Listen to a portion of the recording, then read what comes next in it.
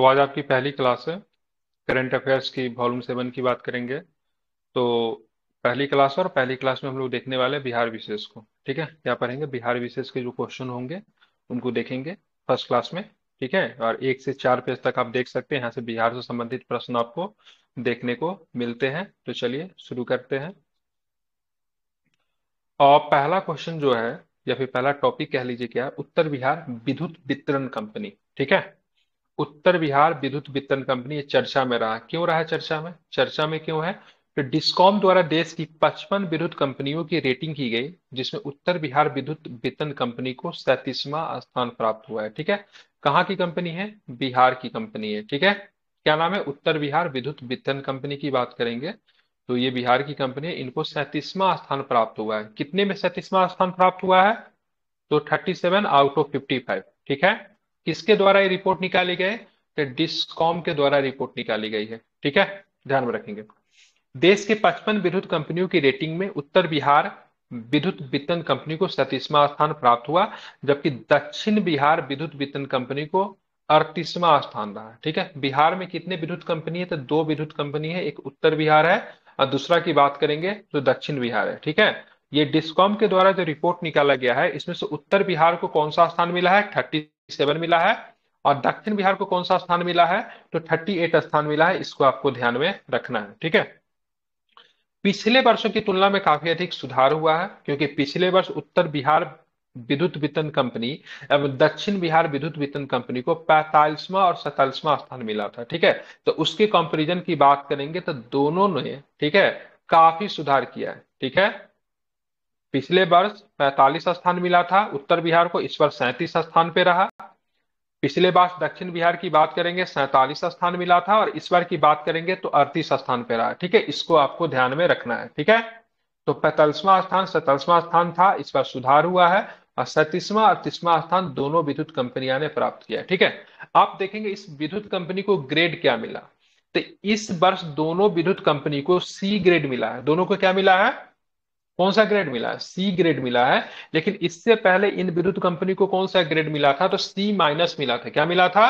सी minus मिला था इससे पहले, जिस समय इनको कौन सा स्थान मिला? स्थान की बात करेंगे तो 45 और 47 था पिछले वर्ष में। अगर रेटिंग की बात करेंगे तो क्या था? सी माइनस था।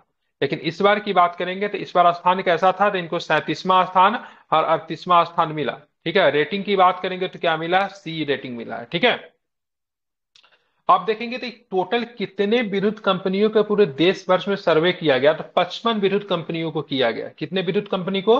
55 विद्युत विद्युत कंपनियों का सर्वे किया गया, जिसमें से 14 को बात करेंगे तो 14 को कौन सा रेटिंग मिला? तो ए प्लस की रेटिंग मिलती है। कौन सी रेटिंग मिलती है?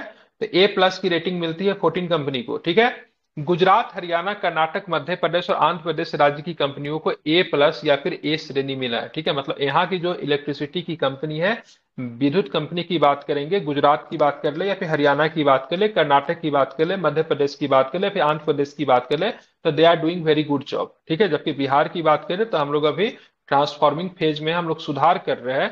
पूरे देश भर में बात करेंगे, बहुत अच्छा करने के बावजूद भी हमारा स्थान कितने नंबर पे रहा? 37 नंबर पे, 38 नंबर पे हमारा स्थान रहा। ठीक है, तो चलिए एक दो क्वेश्चन जो है आपसे मैं पूछता हूँ, बताइएगा। बिहार में दो विद्युत कंपनी कौन कौन सी, नाम क्या है? उत्तर बिहार विद्युत वितरण और दक्षिण बिहार। बिल्कुल, बिल्कुल ठीक है, उत्तर बिहार और दक्षिण बिहार। ठीक है, कौन सा रैंक मिला है इस बार उत्तर बिहार और दक्षिण बिहार को? उत्तर बिहार को उत्तर 37वां, बिहार को दक्षिण बिहार 37। को 38वां। ठीक है, पिछले साल क्या रैंक था इनका, उत्तर बिहार और दक्षिण बिहार का? क्रमशः 45 और 47। बिल्कुल ठीक है, रेटिंग की बात करेंगे तो पिछले वर्ष कौन सा रेटिंग था? 37। पिछले वर्ष ए 40 प्लस। नहीं, rating, rating A rating plus. Rating. अच्छा, सी माइनस। सी माइनस। सी ग्रेड था। अरे सी माइनस, पिछले बार सी माइनस था और इस बार क्या है? तो इस बार सी आया है। ठीक है, और ये जो सर्वे जो किया गया है, कौन सी संस्था के द्वारा किया गया है? डिस्कॉम के द्वारा। डिस्कॉम के द्वारा सर्वे किया गया है। ठीक है, किसके द्वारा? डिस्कॉम के द्वारा किया है। कितने विद्युत कंपनी के पूरे देश भर में सर्वे किया गया? 55। 55। 55 में से कितने विद्युत कंपनी को ए प्लस रेटिंग मिला है? 14। 14। 14 को मिला है। ठीक है, तो ये सारी चीजें जो थी 14। इनसे बनी, इसको ध्यान में रखना है। ठीक है, चलिए आज हमारा दूसरा टॉपिक जो है, उच्च शिक्षा के क्षेत्र में बिहार का वे, मतलब एक्सपेंसेस की बात करेंगे। बिहार उच्च शिक्षा में, हायर एजुकेशन में क्या कर रहा है उसको जरा हम लोग देखेंगे। तो उच्च शिक्षा के क्षेत्र में वे करने वाले बड़े राज्यों की सूची में बिहार का स्थान की बात करेंगे, सर्वोपरि है। ठीक है, क्या है, तो केंद्र सरकार ने, ठीक है, ऑडिट करवाया, जिसको अटेंशन कहते हैं हिंदी में। तो ऑडिट रिपोर्ट के अनुसार बिहार ने अपने जीएसडीपी, मतलब जीएसडीपी की बात करें, राज्य सकल घरेलू उत्पाद होता है, ठीक है, या फिर सकल राज्य घरेलू उत्पाद का कुल 2.17, मतलब 2.17% उच्च शिक्षा के मद पे वे किया है, ठीक है। मतलब जो हायर एजुकेशन में बिहार अपने, ठीक है, सकल राज्य घरेलू उत्पाद या फिर जीएसडीपी का कितना प्रतिशत खर्च करता है, 2.7%, ठीक है, ध्यान रखना। 2.17% खर्च करता है बिहार अपने कुल सकल राज्य घरेलू उत्पाद का, किस पे, तो उच्च शिक्षा के ऊपर, ठीक है, ध्यान रखना।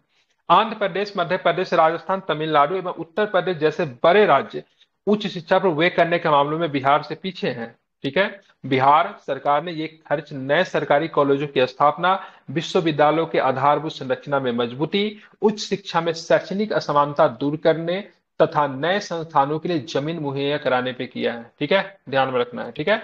तो बिहार कितने परसेंट खर्च कर रही है उच्च शिक्षा के ऊपर, 2.17% अपने कुल जीएसडीपी का, ठीक है, ध्यान में रखना। अगर बड़े राज्यों की बात करेंगे तो बिहार, उत्तर प्रदेश, मध्य प्रदेश, आंध्र प्रदेश, राजस्थान, तमिलनाडु इन सब से क्या है, आगे है, ठीक है, इसको आपको ध्यान में रखना है, ठीक है। मतलब बिहार जो है सो उच्च शिक्षा के ऊपर काम कर रहा है, ठीक है। चलिए तीसरा टॉपिक की बात करें, श्री राम पॉलिटेक्निक कॉलेज को एनबीए से मान्यता मिली है, ठीक है। किससे मान्यता मिली है, एनबीए से मान्यता मिली। किस पॉलिटेक्निक कॉलेज को मिला है, तो श्री राम पॉलिटेक्निक कॉलेज, ठीक है, जो कि काफी अधिक क्या है, चर्चा में था, श्री राम पॉलिटेक्निक कॉलेज। तो इनके बारे में हम लोग जरा जान लेते हैं, ठीक है। तो ये श्री राम पॉलिटेक्निक कॉलेज है कहाँ, सबसे पहला क्वेश्चन तो यही बनता है कहाँ, तो ध्यान में रखना है मधुबनी जिला में। कहाँ पे है ये, मधुबनी जिला में, ठीक है। किससे मान्यता मिली है, तो एनबीए से मान्यता मिली है, ठीक है। एनबीए का फुल फॉर्म क्या होता है, तो नेशनल बोर्ड ऑफ, ठीक है, एक्रीडेशन। क्या होता है, एनबीए का फुल फॉर्म क्या होता है, नेशनल बोर्ड ऑफ एक्रीडेशन, ठीक है। इससे मान्यता मिला है किस कॉलेज को, तो श्री राम पॉलिटेक्निक कॉलेज को मिला। और किस जिला की कॉलेज है श्री राम पॉलिटेक्निक कॉलेज, तो मधुबनी जिले की कॉलेज है, ठीक है। ये चर्चा में क्यों है, क्योंकि एनबीए से मान्यता प्राप्त करने वाला बिहार का प्रथम कॉलेज बन गया है, ठीक है। सिंपल प्रश्न आपसे पूछा जाएगा, बताइए एनबीए से मान्यता प्राप्त करने वाला बिहार का प्रथम कॉलेज की बात करेंगे तो कॉलेज का नाम क्या है, क्या बताएंगे, Shri polytechnic Ram college. Polytechnic college. बिल्कुल श्री राम पॉलिटेक्निक कॉलेज। और किस जिला में पड़ता है श्री राम पॉलिटेक्निक कॉलेज, मधुबनी। मधुबनी। मधुबनी जिला का किसी से सीमा लगता है, अंतर्राष्ट्रीय सीमा है किसी के साथ मधुबनी का, नेपाल के साथ। नेपाल के हाँ, साथ। नेपाल के साथ मधुबनी नेपाल का के साथ। अंतर्राष्ट्रीय सीमा लगता है, ठीक है, ध्यान में रखिएगा, ठीक है। मधुबनी से एक रेल लाइन भी जाती है ना, जयनगर पुरथा तक एक रेल लाइन भी जाती है, ठीक है, नेपाल को कनेक्ट करती है, मैंने पढ़ाया था बिहार स्टेशन में, ठीक है। अब यहाँ पे देखेंगे मुख्य, हाँ, अब यहाँ पे देखेंगे मुख्य बिंदु क्या है, तो मिथिला क्षेत्र में इस संस्थान की स्थापना का मुख्य उद्देश्य बिहार के ग्रामीण क्षेत्रों को तकनीकी शिक्षा मुहैया कराना, जो कि पॉलिटेक्निक कॉलेज का काम क्या है, तो तकनीकी शिक्षा मुहैया कराना, ठीक है। एनबीए ने इस संस्थान की गुणात्मक क्षमता का आकलन करने के पश्चात इसको ये मान्यता दी है, ये भी आपको ध्यान में रखना है, इंपॉर्टेंट है, ठीक है। अब चलते हैं आगे के टॉपिक पे, हम लोग देखते हैं, ठीक है। बस जिला का नाम ध्यान में रखिएगा, बीपीएससी में जगह का नाम बहुत पूछा जाता है, इसलिए जहां भी जगह का नाम आए उसको मार्क कर लेना है, ठीक है, भले वो किसी गांव का नाम क्यों ना हो, ठीक है, वही इंपॉर्टेंट है हमारे लिए। बीएसडी, बीएसडी ठीक है। और इसरो प्राकृतिक आपदा के बेहतर पूर्वानुमान के लिए सहमत हुए, ठीक है। मतलब बीएसडीएमए की बात करें किसके साथ, मतलब ये टैग किया है तो खुद को इसरो के साथ, ठीक है, किस लिए, तो प्राकृतिक आपदा पे दोनों साथ में मिलकर काम करेंगे, ठीक है। प्राकृतिक आपदाओं को लेकर पूर्वानु पूर्वानुमान पूर्वानुमान मतलब पहले से, मतलब प्रिडिक्ट करना, बीएसडीएमए एवं इसरो संयुक्त रूप से कार्य करने पर सहमत हुए, ठीक है। बाढ़, भूकंप, आकाशीय बिजली, शीतलहर, गर्म लहर, जिसको हीट वेव कहते हैं, जो कि काफी चर्चा में था, 69 बीपीएससी में हीट वेव से प्रश्न भी आया था, ठीक है। जैसी प्राकृतिक आपदाओं को संबंधित राज्यों को सटीक एवं बेहतर पूर्वानुमान प्राप्त हो सके, इसके लिए बीएसडीएमए, अब इसका फुल फॉर्म क्या होगा, बिहार राज्य आपदा प्रबंधन प्राधिकरण, ठीक है। बीपीएससी से इसमें नौकरी मिलता है, ठीक है। इसके जो अधिकारी जो होते हैं, बिहार राज्य आपदा प्रबंधन प्राधिकरण के ज्यादातर अधिकारी बीपीएससी से ही जाते हैं, ठीक है। और साथ में किसके साथ टैग किया है खुद को, तो इसरो के साथ, भारतीय अंतरिक्ष अनुसंधान संगठन के साथ मिलकर, मतलब दोनों क्या कर रहे हैं, काम कर रहे हैं, ठीक है। किस प्रकार के काम करेंगे, तो इसरो को स्पेस एप्लीकेशन सेंटर BSDMA के साथ आपदा प्रबंधन, शमन तथा पूर्वानुमान के क्षेत्रों में मिलकर संयुक्त रूप से काम करेगा। ठीक है। इसरो बिहार की नदियों की प्रकृति का अध्ययन करके उसमें बाढ़ आने की संभावनाओं का पूर्वानुमान प्रदान करेगा। भाई किस रीजन से इसमें बाढ़ आते हैं, साथ ही अन्य प्राकृतिक आपदाओं की भविष्यवाणी भी करेगा। और इस कार्य में वो आर्टिफिशियल इंटेलिजेंस मतलब किसकी मदद लेगा, तो एआई का मदद लेगा। मशीन लर्निंग एप्लीकेशन जैसी सुविधा जो है उनकी मदद ली जाएगी। आधुनिकतम प्रौद्योगिकियों की मदद के साथ साथ पारंपरिक भारतीय ज्ञान प्रणाली को भी मदद लेगा। ठीक है, मतलब मॉडर्नाइजेशन के साथ साथ पहले के जो परंपरा जो चली आ रही है उनका भी मदद लिया जाएगा। ठीक है, दोनों में। तो किसके साथ बीएसडीएम ने मतलब संधि की है प्राकृतिक आपदा से निपटने के लिए, किसके साथ, तो इसरो के साथ। ठीक है, ध्यान रखिए यही आपके लिए इंपॉर्टेंट होता है। सो बिहार प्राकृतिक, क्या नाम था इसका, फुल फॉर्म क्या था, बिहार राज्य आपदा प्रबंधन प्राधिकरण ने बिहार को आपदा से निजात दिलाने के लिए किसके साथ समझौता किया है, चाहे एमओयू कह लीजिए, किसके साथ, इसरो के साथ। ठीक है, अब आते हैं BRABU। ठीक है, BRABU नाम सुन के हंसी आ गई क्योंकि मैं यहाँ का छात्र हूँ। ठीक है, तो BRABU बहुत ही घटिया यूनिवर्सिटी है। BRABU मुजफ्फरपुर मछलियों का डीएनए परीक्षण किया जाएगा। ठीक है, यहाँ पे फिशरीज का एक सेंटर है, यूनिवर्सिटी है, इसका पूरा नाम क्या है, डॉक्टर भीमराव अंबेडकर यूनिवर्सिटी मुजफ्फरपुर में पड़ता है। ठीक है, तो यहाँ पे क्या मछलियों का डीएनए परीक्षण किया जाएगा। ठीक है, जैसा भी हो बस आपको ध्यान में रखना है। तो बिहार के किस यूनिवर्सिटी में मछलियों का डीएनए परीक्षण किया जाएगा, तो क्या बताएंगे, तो BRABU। ठीक है, भीमराव अंबेडकर बिहार यूनिवर्सिटी, पूरा नाम क्या है, भीमराव अंबेडकर बिहार यूनिवर्सिटी। ठीक है, ध्यान में रखना है। ठीक है, बिहार की बहुत पुराने यूनिवर्सिटियों में से एक है। अब मछलियों का क्या किया जाएगा, तो डीएनए परीक्षण किया जाएगा, ये भी आपको ध्यान में रखना है, काफी अधिक महत्वपूर्ण है। अब यहाँ पे देखें BRABU की प्राणी विज्ञान, प्राणी विज्ञान मतलब जूलॉजी, ध्यान रखिए ज्यादा हिंदी हो जाए तो बोलेगा इंग्लिश कर दूंगा। ठीक है, जूलॉजी में, ठीक है, PCR मशीन लाई गई है। ठीक है, इस मशीन की मदद से मछलियों के डीएनए की संरचना निर्धारित की गई है। बिहार राज्य में एकमात्र BRABU में ही, ठीक है, MSc फिश एंड फिशेज की पढ़ाई होती है। ठीक है, MSc। ठीक है, अगर आप किसी को अगर मास्टर अगर करना है फिशरीज के क्षेत्र में, ठीक है, तो आप यहां से आप कर सकते हो। कैमरा ऑन नहीं करना होता है। अरे क्या कर रहे हैं आप, कैमरा बंद करके रखिए। ठीक है, तो फिशरीज की पढ़ाई यहीं पे मात्र होती है। ठीक है, ध्यान में रखना है। अब MSc की बात करेंगे तो यहाँ से आप फिशरीज की पढ़ाई कर सकते हो। अच्छी चीज क्या, अगर कोई फिशरीज की पढ़ाई अगर कर लेता है तो जॉब बहुत जल्दी हो जाती है, क्योंकि बहुत रेयर ही इसमें जॉब मिलता भी है। और जो लोग किए हुए रहते हैं तो उनको मिल जाता है, लोन वगैरह बहुत जल्दी मिल जाता है, इसलिए इनका धीरे धीरे आप देखोगे तो काफी अधिक डिमांड भी इसमें बढ़ रहा है। ठीक है, तो चलिए, तो इसमें से आपको ध्यान रखने योग्य बात क्या है, तो किस यूनिवर्सिटी में मछलियों का डीएनए परीक्षण किया जाएगा, तो क्या बताएंगे, BRABU। हाँ BRABU। ठीक है, ध्यान में रखना है। ठीक है, चलिए, आप लिखे पटना कलम। पटना कलम आप लोग पढ़ते हैं मेंस में। ठीक है, 8 नंबर का क्वेश्चन आता है, जरूर सभी लोगों ने सुना होगा। पटना कलम क्या है, तो 26 मई 2024 को पटना में एक सप्ताह का पटना कलम चित्र शैली परीक्षण कार्यक्रम आयोजित किया गया। बिहार में बहुत सारा चित्रकला की शैली है, जैसे एक है आपका पटना कलम है, एक मंजूषा है, ठीक है, मधुबनी है, एक और भी कोई छूट रहा है, एक और भी है, मंजूषा, मधुबनी, एक टिकुली है, क्या बोलते हैं, टिकुली कला, एक और भी छूट रहा है। ठीक है, 4 5 है, इन सबको मैं मेंस में पढ़ाऊंगा, क्योंकि 7 8 नंबर के क्वेश्चन इससे बन जाते हैं। ठीक है, तो ये पटना कला का आर्ट है। अब इस आर्ट में कुछ भी आपको स्प्लेंडिड दिख रहा है, स्प्लेंडर टाइप का दिख रहा है, मतलब कुछ भी भव्यता इसमें दिख रहा है, नहीं दिख रहा है ना, एकदम नॉर्मल सा आर्ट है। ठीक है, जिसमें क्या है, लोग क्या मछली पकड़ रहे हैं, महिलाएं आई थिंक कुछ बेच रही है। ठीक है, तो पटना कलम एक क्षेत्रीय कला है। ठीक है, पटना कलम की बात करेंगे, क्षेत्रीय चित्रकला है। अब ये क्षेत्रीय चित्रकला का, बहुत सारा क्षेत्रीय चित्रकला का विकास कैसे हुआ, तो आप देखोगे 1700, जब अब औरंगजेब जब शासक बनता है ना, तो जितने भी मुगल दरबार के जितने भी चित्रकार वगैरह जो थे ना, सबको मतलब बाहर कर दिया। ठीक है, मतलब अब सारे के सारे बेरोजगार हो गए। और ये मुगल दरबार में जो चित्र जो बनाया गया था, क्या मुगल दरबार में इस तरह का चित्र बनेगा, नहीं बनेगा। उसमें क्या होगा, वहां के चित्र में भव्यता होगी। ठीक है, बड़े बड़े राजा राजा को दिखाया जाएगा, राजा के आसपास के साजो सामान को दिखाया जाता, काफी ग्रेट टाइप का चित्र बनता था। ठीक है, लेकिन अगर उस प्रकार का चित्र बनाएंगे ये लोग बाहर में तो उस चित्र की कोई महत्ता ही नहीं रह जाएगी, क्योंकि लोग उससे कनेक्ट नहीं कर पाएंगे। तो जो मुगल दरबार से जो चित्रकार जो बेरोजगार होकर जो पटना के आसपास के क्षेत्र में जो आए, तो उनका चित्रकला की शैली और यहाँ के लोकल चित्रकला शैली जो आपस में जो मिली, तो उससे एक नया चित्रकला का जन्म हुआ, जिस शैली को हम लोग पटना कलम के नाम से जानते हैं। ठीक है, इस शैली में क्या था, तो इस शैली में लोगों का दिनचर्या दिखाया जाता था। जैसे कोई यहाँ पे मछली पकड़ रहा है, ठीक है, एक कोई महिला जो है मछली बेच रही है, कोई सब्जी बेच रही है, अभी मजदूर जो है किसान किसान की बात करें तो खेत में फवरा चला रहा है, तो ये सारे चीजों को दिखाया जाता है। ठीक है, और इनके जो सबसे बड़े जो चित्रकार जो थे उनका नाम था सेवक राम। ठीक है, तो पटना कलम के चित्रकार का नाम भी कभी कभी पूछा जाता है। ठीक है, ये कला धीरे धीरे विलुप्त हो रही है।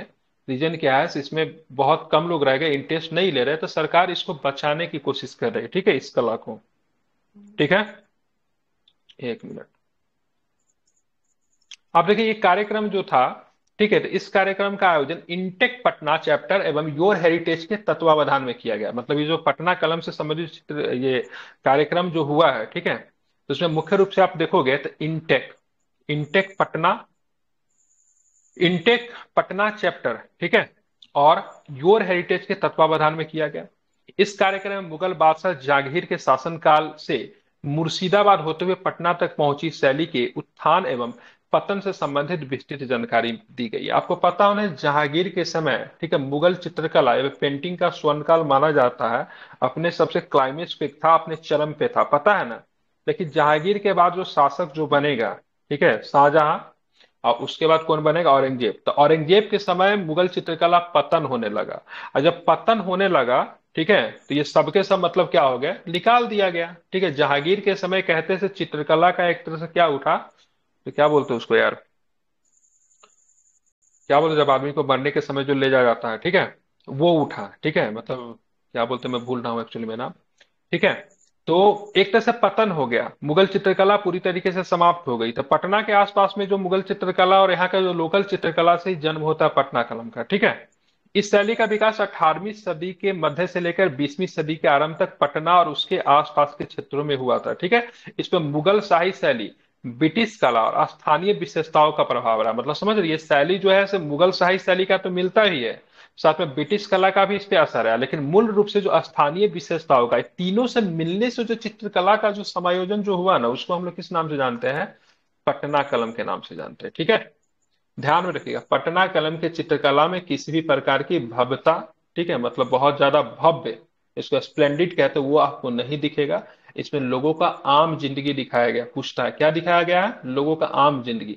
और लोग आम जिंदगी में क्या करेंगे, तो कोई लकड़हारा लकड़ी काट सकता है, कोई बढ़ई लकड़ी का काम कर सकता है, मछली बेचती हुई औरत हो गई, लोहार हो गया, पालकी उठाते हुए कहार हो गया, खेत जुतता हुआ किसान हो गया, कागज के, ठीक है, तो ये सारे चीजों को आपको यहाँ पे दिखाया गया था। ठीक है, और जब मुगल चित्रकला में क्या दिखाया जाता है, मतलब इसे राजा मतलब शिकार पे जा रहे हैं, ठीक है, राजा मतलब दरबार पे बैठे हुए हाथ उठा के मतलब फैसला सुना रहे हैं। ठीक है, तो इन सारे चीजों को दिखाया जाता था, लेकिन यहाँ पे इन सारे चीजों का आपको नहीं देखने को मिलेगा। मतलब क्या थी, पटना कला में आपको सिंपलिसिटी आपको देखने को मिलेगा। ठीक है, मधुबनी चित्रकला में क्या देखने को मिलता है, तो आप धार्मिक कार्यों को देखने को मिलता है। ठीक है, हालांकि बहुत सारी चीजें, लेकिन मुख्यतः धार्मिक कार्यों में ही मधुबनी चित्रकला का विकास मुख्य था। लेकिन यहाँ पे क्या था, लोगों की आम जिंदगी को दिखाया गया। ये चित्रकला होती थी कैसे, तो कागज पे तो करते ही थे, उसके लिए कुछ अतिरिक्त चित्र चमड़ा, धातु तथा शीशे पे भी उकेर दिए जाते थे। ठीक है, अब यहाँ पे देखेंगे ललित कला अकादमी और लोक कला परिषद के द्वारा इसे संरक्षण दिया जा रहा है। मतलब इसको संरक्षण करने की जरूरत होगी, क्योंकि लोग इसमें क्या है, इंटरेस्ट नहीं ले रहे हैं।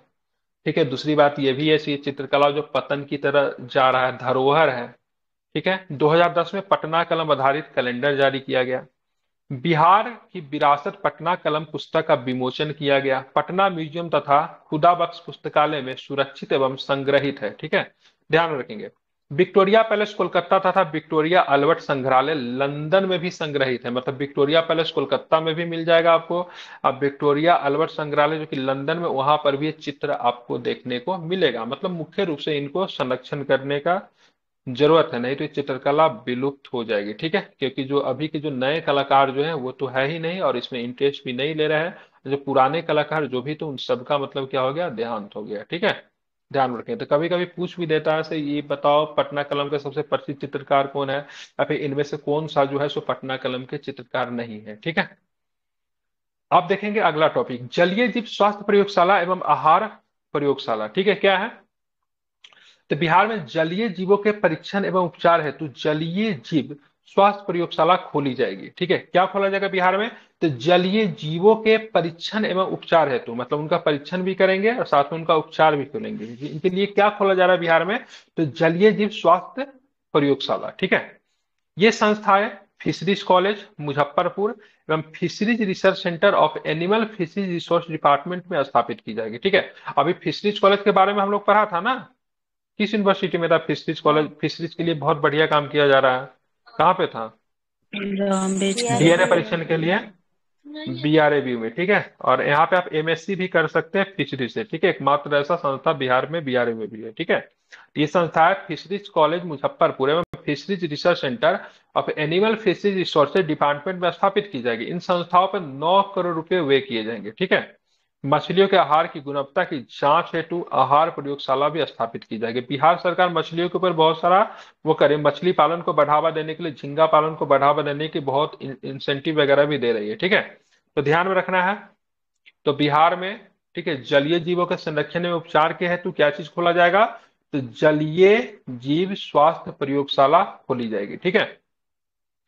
कालाजार। ठीक है। तो बिहार से कालाजार का क्या हो गया? उन्मूलन हो गया है। ठीक है, मतलब बिहार में अब कालाजार नहीं है। ठीक है, क्या हो गया? इसका उन्मूलन हो गया है। ठीक है। राज्य के सभी प्रखंडों से कालाजार का उन्मूलन हो चुका है। कालाजार रोगियों की संख्या प्रति 10,000 व्यक्तियों पर एक रोगी से भी कम हो गई है। मतलब समझ रहे हैं ना, मतलब 10,000 व्यक्ति से कितने रोगी हो गए हैं? ठीक है, मात्र एक रोगी है या फिर उनसे भी मतलब कम हो गई इनकी संख्या। ठीक है। तो ऐसा माना जा रहा है कि बिहार से कालाजार की मतलब पूरी तरीके से मतलब क्या हो गया? उन्मूलन हो गया। ठीक है। रांची में आयोजित राष्ट्रीय कालाजार उन्मूलन कार्यक्रम की समीक्षा बैठक में बिहार मॉडल की क्या की गई? प्रशंसा की गई। मतलब बिहार ने काफी बढ़िया मतलब क्या किया है? काम किया है, और राज्य से पूरी तरीके से मतलब क्या किया है? कालाजार को मतलब क्या कर दिया है? समाप्त कर दिया है। ठीक है, ध्यान में आपको रखना है। ठीक है। एग्जाम में प्रश्न कैसा बनेगा?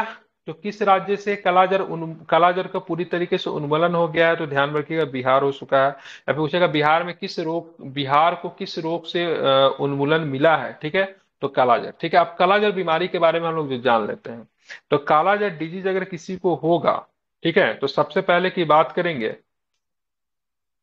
इसका वो कौन होता है, मतलब इस बीमारी को फैलाता कौन है? ठीक है। तो सबसे पहले बलुई मक्खी या फिर सैंड फ्लाई उसको बोलते हैं। ठीक है। ये इनका मतलब वाहक होता है। नहीं, हर डिजीज का कोई ना कोई वाहक होता है। मतलब एक वाहक होता है, कारण होता है। ठीक है, मतलब कि होता क्यों है, एक होता है किसकी वजह से होता है। ठीक है। तो इसका वाहक की बात करेंगे तो बलुई मक्खी या फिर सैंड फ्लाई है। ठीक है। और किस किस अंग को इफेक्ट करता है? तो सबसे यकृत, प्लीहा, आंत और अस्थि मज्जा, जिसको बोन मैरो कहते हैं। ठीक है। तो इन सारे चीजों को मतलब क्या करता है? इफेक्ट करता है। भारत में कालाजार फैलाने वाले एकमात्र, ठीक है, ध्यान रखें, एकमात्र रोग वाहक मक्खी है जिसका नाम क्या है? ठीक है, क्या पढ़ेंगे? प्लेबोटामस अर्जेटाइप्स। ठीक है, ध्यान में रखना है। बोलचाल की भाषा में इसको क्या बोलते थे? वाहक को क्या बोलते हैं? बलुई मक्खी या फिर सैंड फ्लाई कहते हैं, लेकिन इसका वैज्ञानिक नाम क्या है? पैल्बोटामस। ठीक है, अर्जे टाइप्स याद रखना होगा, मे भी कहीं पूछ दे। लेकिन मेनली एग्जाम में सैंड फ्लाई ही रहता है। और किसकी वजह से होता है? बाहा कौन है? तो सैंड फ्लाई। ठीक है। किस अंग को प्रभावित करता है? यकृत को, प्लीहा को, आंत को, अस्थि मज्जा को प्रभावित करता है। ठीक है। और बाहा कौन है? बीमारी को फैलाता कौन है? तो बलुई मक्खी या फिर सैंड फ्लाई। ठीक है, ध्यान में रखना है। जिसको बिहार को क्या मिल गया? इसे पूरी तरीके से निजात मिल गया है, यह भी आपको ध्यान में रखना है। ठीक है। आप देखेंगे बिहार में मौसम सेवा केंद्र, बिहार में किसका आयोजन किया गया, सॉरी क्या चीज लगा है? तो बिहार में मौसम सेवा केंद्र। ठीक है। हाल ही में बिहार मौसम पूर्वानुमान सेवा 5 भारतीय राज्यों के लिए गहन रुचि का केंद्र बन गया है। ठीक है। ये 5 राज्य कौन है? तो एक राजस्थान है, उत्तर प्रदेश है, झारखंड है, उड़ीसा है एवं तमिलनाडु, जो बिहार के मौसम सेवा मॉडल को अपनाने के इच्छुक है। ठीक है, मतलब बिहार तरक्की कर रहा है। ठीक है। तो बिहार में आया मौसम सेवा केंद्र और काफी बढ़िया काम कर रहा है, इसलिए 5 राज्य जो है जो बिहार में आकर मतलब इसकी प्रशंसा किया और इसको अपनाने के लिए भी आगे आए। ठीक है। 5 राज्य कौन है? तो राजस्थान है, उत्तर प्रदेश है, झारखंड है, उड़ीसा है और एवं तमिलनाडु है। ठीक है। इस संबंध में तमिलनाडु की टीम ने बिहार मौसम सेवा केंद्र का दौरा किया है, जाकर देखी है तो क्या चीज है। ठीक है, तो यहाँ पे प्रश्न कुछ बनेगा तो नहीं, लेकिन ध्यान में ये भी रखना कि 5 राज्य कौन है, उनका नाम है तमिलनाडु। इंपॉर्टेंट है क्योंकि तमिलनाडु की एक टीम आई थी, उन्होंने बिहार मौसम सेवा केंद्र का मतलब क्या किया है, दौरा किया है और जाकर समझा है आखिर क्या चीजें हैं। ठीक है, मुजफ्फरपुर के कांटी बंदरा संयंत्र में, ठीक है, प्रयुक्त होगी इजरायली पौधों की। ठीक है, तो मुजफ्फरपुर में एक प्रखंड है जिसका नाम है कांटी। ठीक है, कभी जाना हुआ तो जाइए आप लोग, वहाँ पे एनटीपीसी का थर्मल पावर है। ठीक है, एनटीपीसी जो है ना उसका थर्मल पावर है, मतलब बिजली सप्लाई यहाँ से होता है। ठीक है, कांटी काफी अच्छी जगह है। यहाँ पे आपको छिन्न मस्तिके मतलब माता का सर नहीं, यहाँ पे आपको मंदिर मिलेगी, क्योंकि लोग जाते हैं तो घूमते हैं। ठीक है, तो यहाँ पे क्या है, तो कांटी बांद्रा संयंत्र में प्रयुक्त होगी इजरायली पौधों की, मतलब इजरायली तकनीक को यहाँ पे शामिल किया जा रहा है। तो मुजफ्फरपुर के कांटी बांद्रा में, ठीक है, ये बांद्रा भी प्रखंड है, कांटी भी प्रखंड है। ठीक है, स्थापित किए जाने वाले संयंत्र में लीची के, ठीक है, लालपन एवं मिठास को संदर्भित करने के लिए इजरायली प्रौद्योगिकी को प्रयोग में लाया जाएगा। ठीक है, मुजफ्फरपुर में लीची अनुसंधान केंद्र भी है। ठीक है, मतलब बिहार के जिला मुजफ्फरपुर में लीची अनुसंधान केंद्र भी है। ठीक है, वो भी केंद्र सरकार का है। ठीक है, तो यहाँ पे क्या किया जाएगा, तो मुजफ्फरपुर कांटी बंदरा में स्थापित किए जाने वाले संयंत्र में लीची के लालपन एवं मिठास को संवर्धित करने के लिए इजरायली प्रौद्योगिकी का प्रयोग किया जाएगा। ठीक है, ध्यान में रखेंगे। ठीक है, साथ में इजरायली प्रौद्योगिकी की मदद से किसान प्रति 2 कुंटल लीची को 100 रुपए की लागत पर ऊंचे तापमान पर लीची की ताजगी में मिठास को बनाए रख सकेंगे। ठीक है, मतलब यहाँ पे एक तकनीक का व्यवस्था किया जाएगा, जो कि इजरायली तकनीक है। उसमें क्या होगा, 100 रुपए की लागत पे, ठीक है, प्रति 2 कुंटल, मतलब 2 कुंटल लीची का जो वेट होगा ना, उसमें मात्र उनको खर्च कितना मिलेगा, 100 रुपए उनका खर्च लगेगा। और उतने खर्च पे लीची का जो ताजगी जो होता है या फिर लीची का जो मिठास जो होता है उसको बना कर रखेगा। ठीक है, ध्यान में रखना। इस प्रौद्योगिकी में कार्बन डाइऑक्साइड गैस तथा अन्य रसायन प्रयोग में लाए जाते हैं।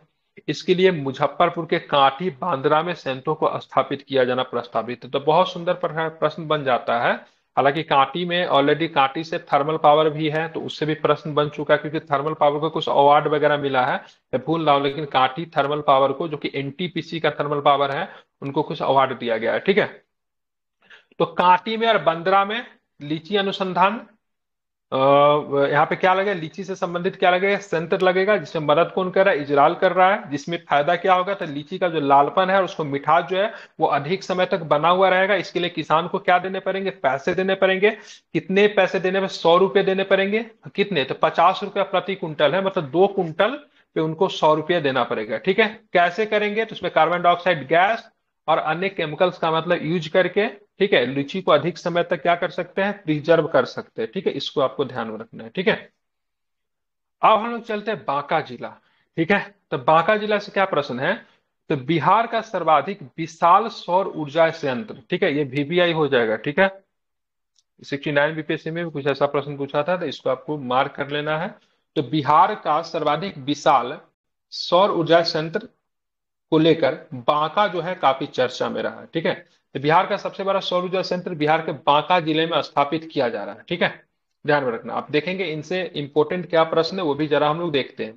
तो इस परियोजना से बिहार को 50 मेगावाट सौर ऊर्जा प्राप्त होगी। ठीक है, तो बांका जिला में जो परियोजना जो लग रहा है उसको कितना एमडब्ल्यू मतलब कितना मेगावाट सौर ऊर्जा प्राप्त होगा बिहार को, तो क्या बताएंगे, 50 मेगावाट। ठीक है, और इसके बाद बिहार का टोटल कैपेबिलिटी की बात करेंगे तो 181.1 मेगावाट हो जाएगी। ठीक है, मतलब केवल बांका से 50 मेगावाट मिलने वाला है। ठीक है, और टोटल लक्ष्य की बात करेंगे कितना हो जाएगा, तो 181.1 मेगावाट। ठीक है, बांका में सौर इकाई की स्थापना का दायित्व अवादा समूह को है। ठीक है, मतलब कौन सी कंपनी यहाँ पे जो सौर पैनल सोलर पैनल वगैरह लगाएगी, कौन सी कंपनी लगाएगी, अवादा। क्या नाम है इसका, अवादा का नाम आपको ध्यान में रखना है। ठीक है, महत्वपूर्ण है। ठीक है, कौन सी कंपनी, अवादा। ठीक है, कितना मेगावाट मिलेगा बांका से, 50 मेगावाट मिलेगा। कितना मिलेगा, तो 50 मेगावाट मिलेगा। टोटल कैपेबिलिटी कितनी हो जाएगी, तो 181.1 मेगावाट का हो जाएगा। ठीक है, इस परियोजना राज्य द्वारा अपने हरित ऊर्जा पोर्टफोलियो को संवर्धित करने की दिशा में एक महत्वपूर्ण कदम है।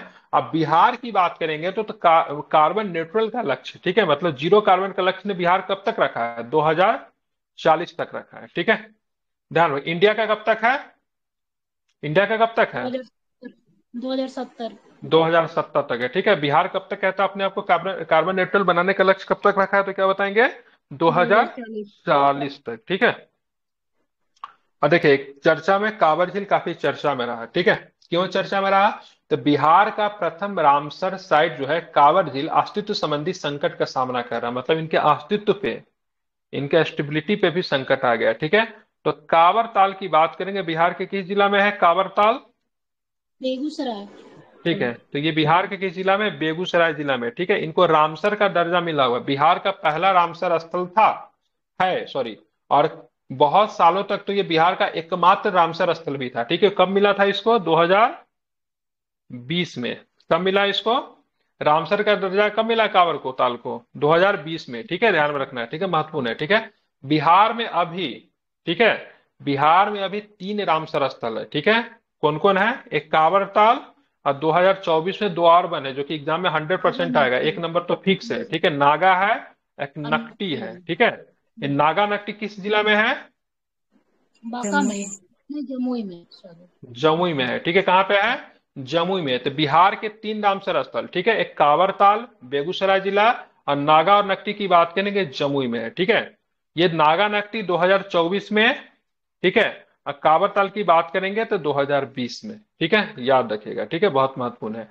और आज भी देश को 2 रामसर स्थल आज मिला है, 2 मिला है कि 3 मिला है, ठीक है। देश में टोटल रामसर स्थल की संख्या 85 हो गई है, ठीक है, 85 हो गई ना? जी सर, 3 मिला है।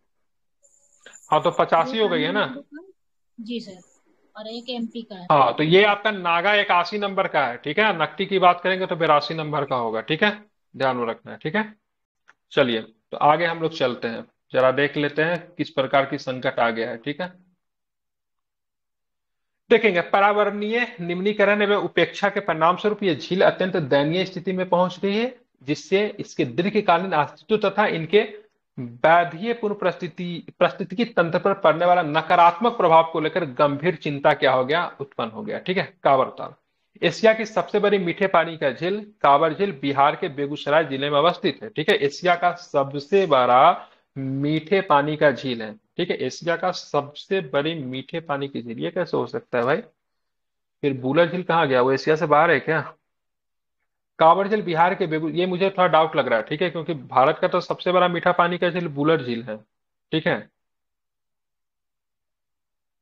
तो ये कैसे दे दिया, थोड़ा सा इसको देखना पड़ेगा, ठीक है। लेकिन ये बेगूसराय जिला में, इतना आपको ध्यान में रखना है, ठीक है।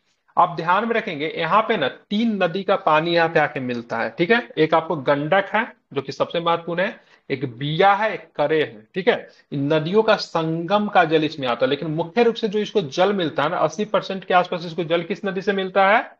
गंडक से। कहां से मिलता है इसको? गंडक से।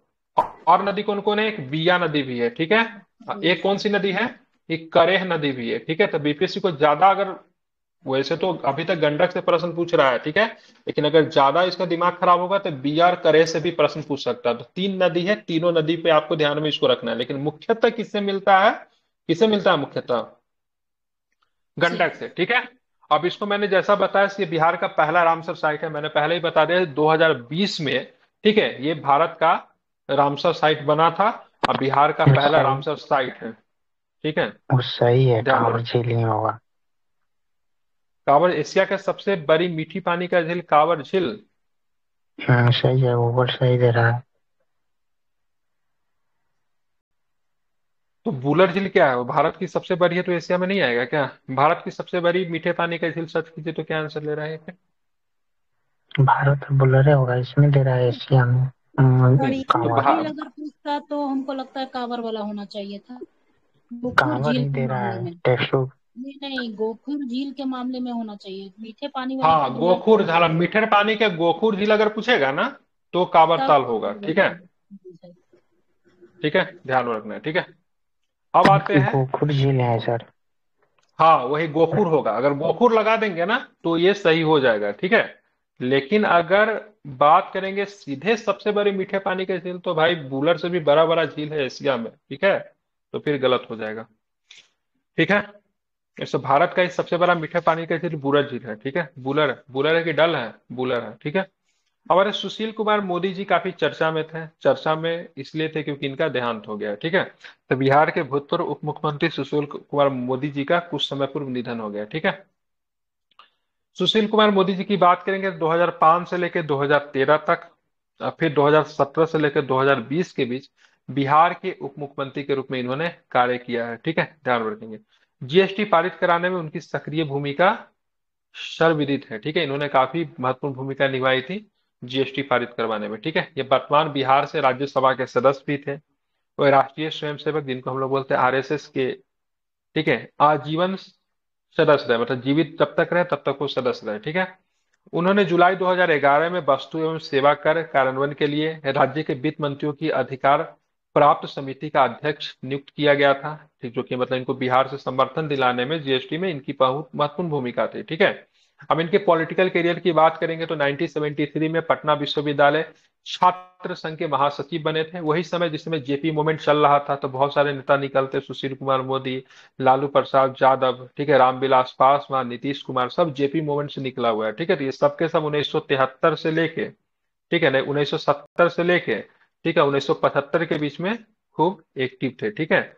और पचहत्तर जेपी मूवमेंट कब होता है? 75 में ही होता है ना, ठीक है। तो उसी समय के सारे क्या है, नेता है, ठीक है। 74 में होता है, मैं 75 बोला, मिस्टेक, ठीक है।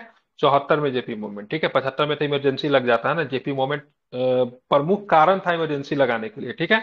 1974 में प्रसिद्ध बिहार छात्र आंदोलन का नेतृत्व उन्होंने किया। वही बिहार छात्र आंदोलन को जेपी मूवमेंट कहते हैं, ठीक है। जहां पे एक नारा दिया गया, तो कौन सा नारा दिया गया? जेपी मूवमेंट का प्रमुख नारा क्या था, बताइए कोई।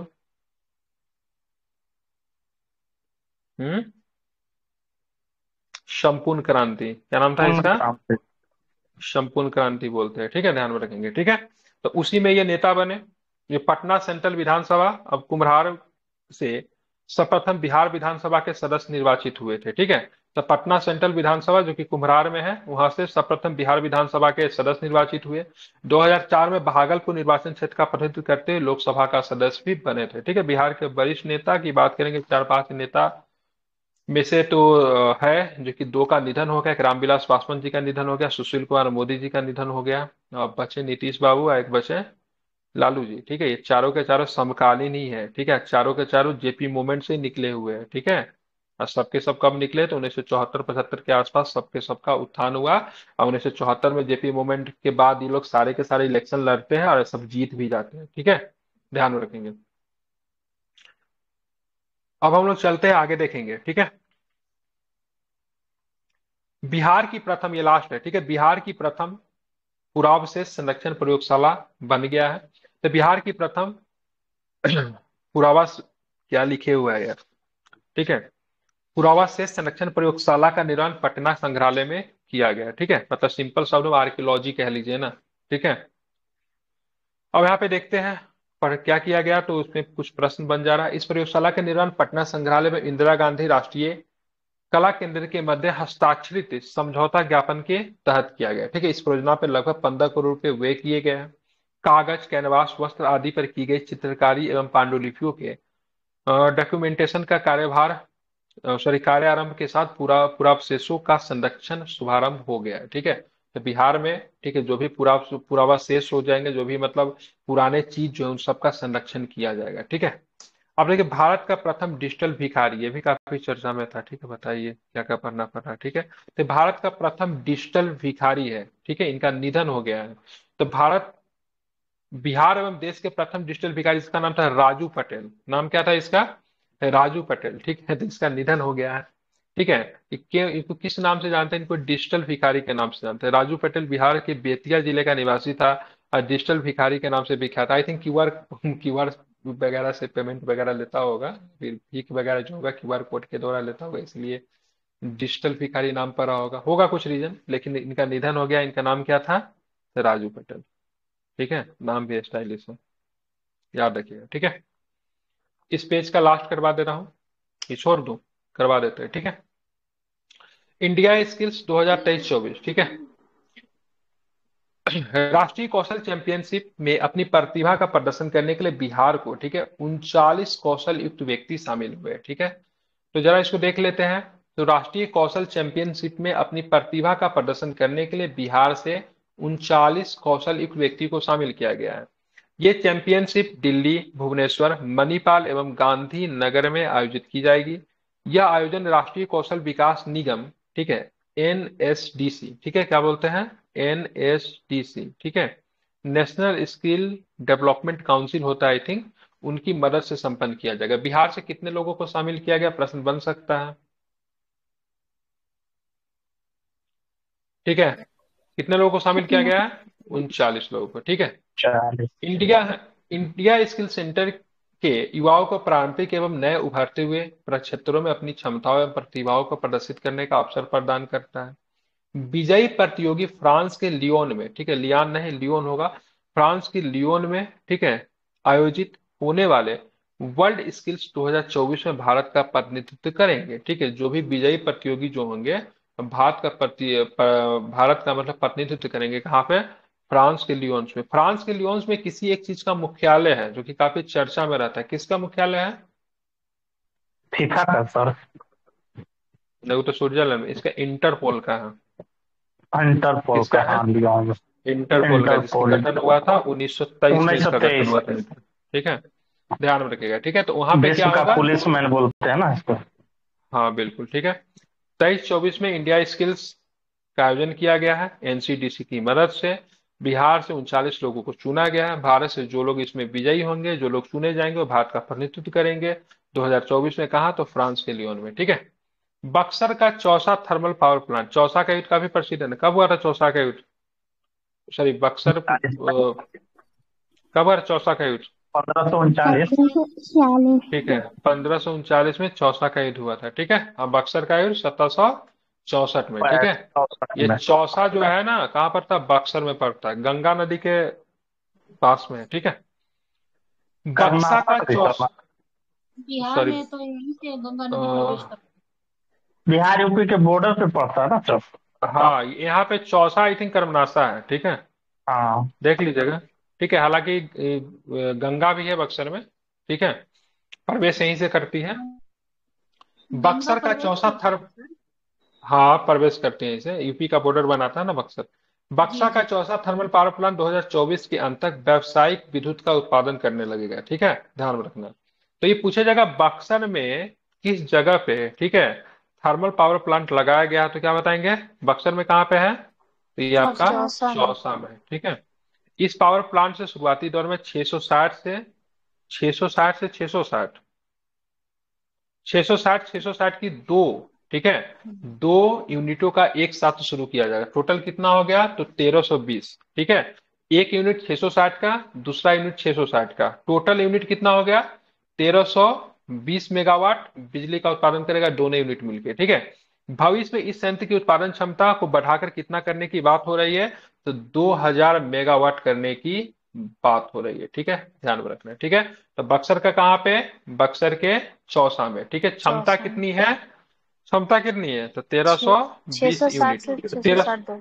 1320 मेगावाट। ठीक है, दो यूनिट है, यूनिट ए यूनिट बी, मैं अपना नाम से दे रहा हूँ। एक करेगा 660 और दूसरा भी करेगा 660। ठीक है, टोटल कितने हो जाएंगे, तो टोटल कितने हो जाएंगे, तो 1320 यूनिट हो जाएंगे। ठीक है, इन 620। फ्यूचर इसको कितना बढ़ाकर किया जाएगा, तो 2000 यूनिट तक 2000। इसको राइज अप किया जाएगा। ठीक है, ध्यान में रखना है। ठीक है,